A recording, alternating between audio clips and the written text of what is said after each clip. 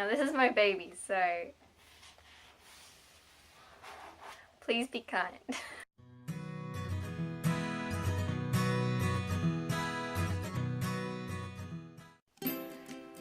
You're gonna have to excuse me for not wearing makeup today, I'm sorry.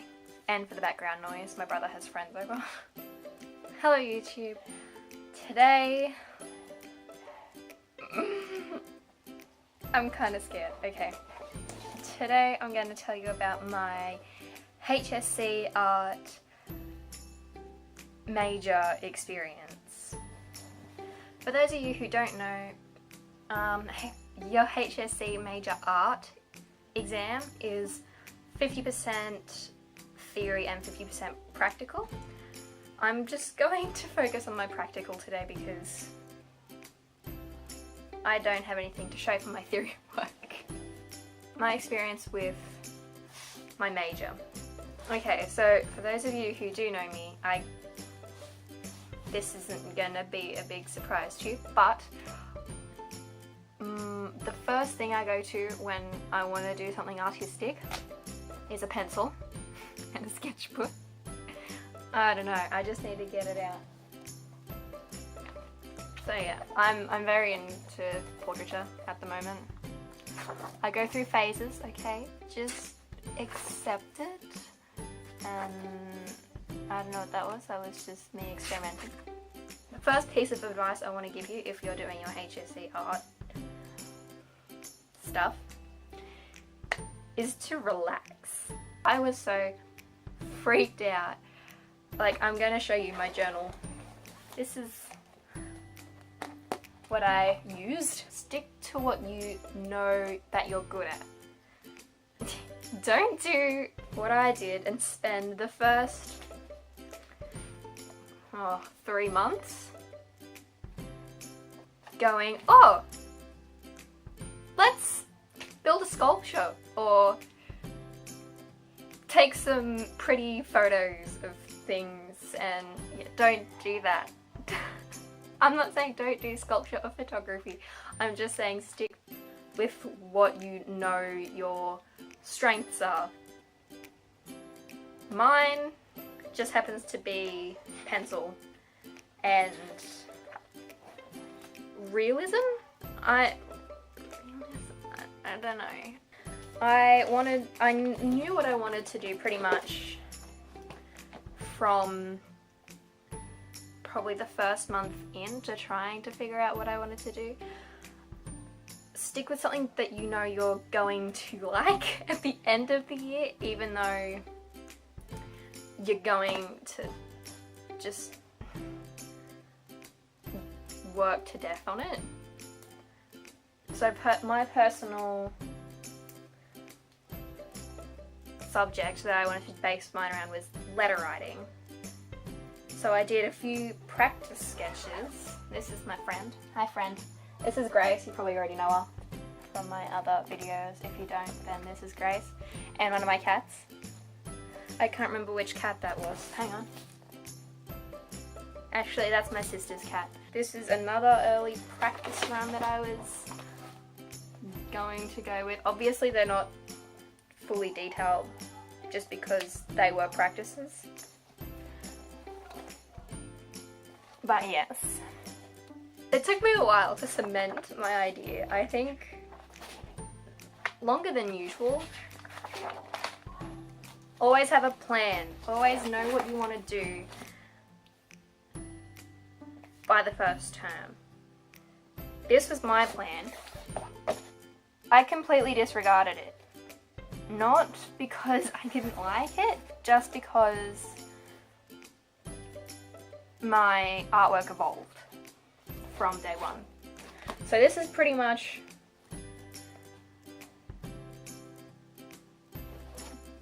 what I needed to do, but what I kind of expanded on it, if you know what I mean. So like I have dot points saying come up with concept, create some basic ideas, and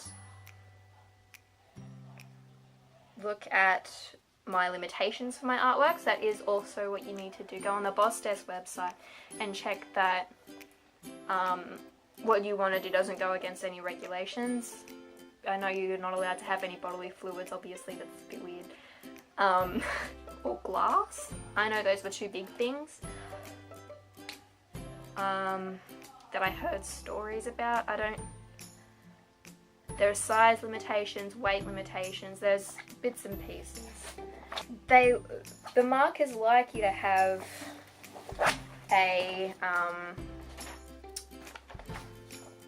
relation to another artist, a specific artist. I personally couldn't find one, which didn't really matter in the end. So as long as your concept is really strong, you don't really need an artist. The marking criteria, nope. The scaling for marking is apparently pretty harsh. I know the more basic, I'm trying to be nicer here, artworks are marked fairly generously, and then the higher quality artwork is marked really harshly. I personally got a band 6 for my artwork, yay me, which is the highest band you can get. So you pretty much have a year to make your major artwork, and it's pretty full on. Well, it was for me once I got into it, but I used all my spare periods and after school and before school to get through it all. But I had a lot of pieces I wanted to put into it. I will read you my concept because I'm not very good at explaining it, but I did write it down. My artwork is called Keep Me Posted, because letter writing and what not.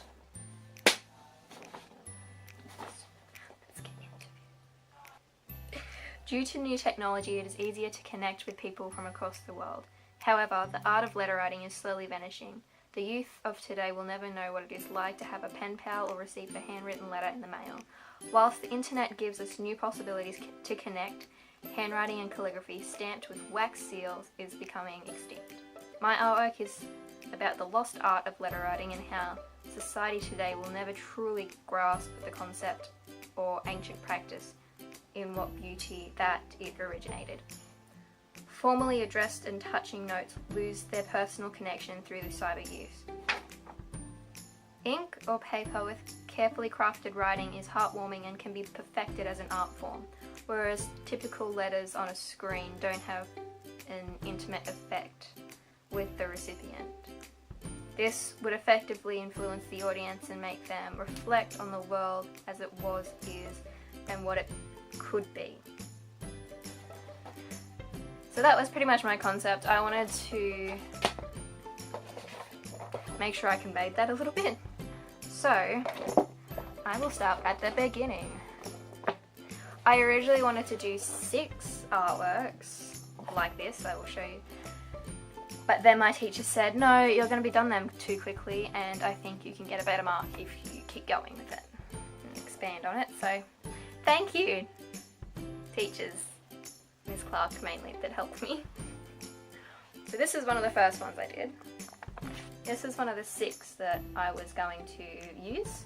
So it's pretty much wax seals, my wax seals that I own. This is another one of my best friend sitting in my yard, because why not, you know? And a little bit of a coffee stain there, because what do you do when you read a letter? Drink coffee or tea, whatever floats your boat. I forgot to mention, these are envelopes. I drew them on envelopes just to get the point across. Also on some of them I have little stamps I made. They were originally bigger, oh yep, this is the bigger version, bigger pieces of art that I didn't like as much and shrunk them down and cut them out to make them look like stamps. This is another one of the stamps that I shrunk down, which is also my best friend. Biggest inspiration and best model ever. This is my sister's hand. That was not a stamp. but she's using my ink pen my boyfriend got me for my birthday. Birthday. I remember these things.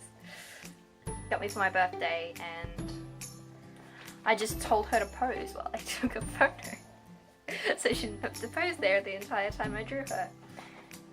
These are my boyfriend's army boots and his dog tags.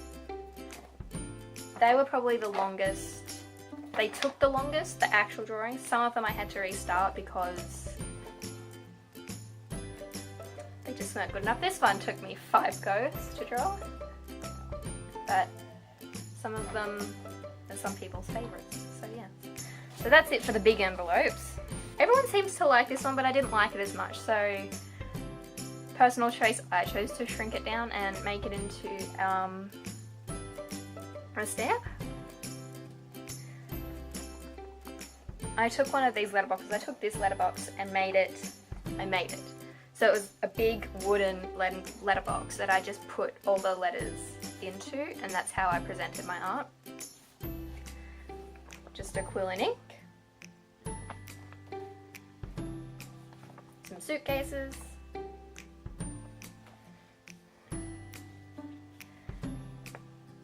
This is a friend of my boyfriend's parents' chair. I don't know if I said that right. Anyway, they're cool people. They live on a farm and they have awesome furniture, and I decided, hey, can I have a photo of your couch so I can draw it and put it in my major work? A letterbox? Kind of. One of those old-fashioned ones. I didn't particularly like this one. This was a letter opener.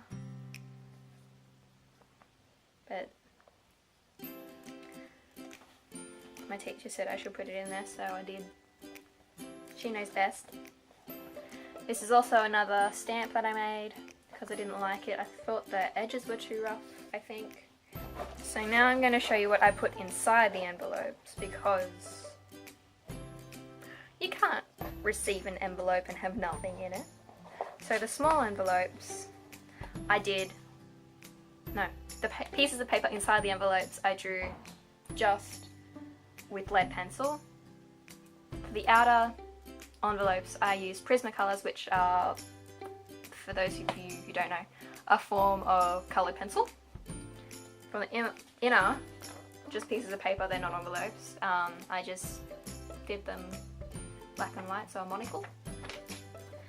I didn't like this one either, but my teacher said I should put it in. It's just a cracked bone, saying that technology is flawed and whatnot. I really hated that one. Some slippers, a bicycle, a little umbrella. Sorry if I'm doing this too quick. A hat. I like my hat. In the bigger envelopes, if I can find them. Bigger glasses, because everyone needs glasses. Coffee cup. A cigar. It's a bit shiny, sorry. It's a passport. A medal. On top of that, I put handwritten notes on them. So we had a light box, and you're supposed to take it out of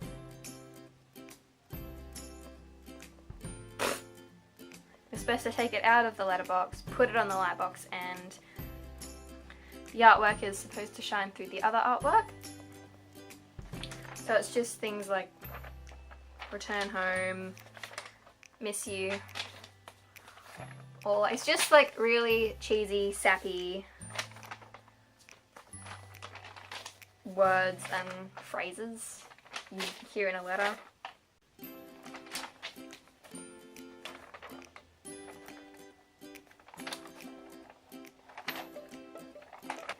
Yes, so pretty much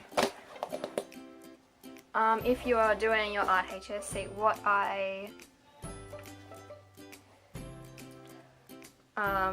would advise you to do, I guess, is to always keep a diary with you. It doesn't really matter if it's A5. I prefer bigger.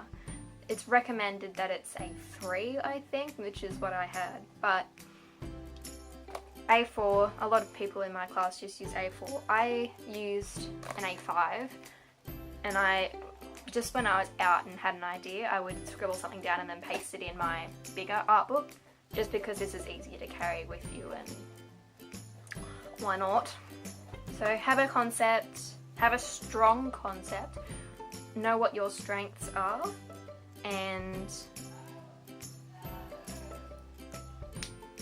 just have fun with it. Don't take it too seriously. It is art.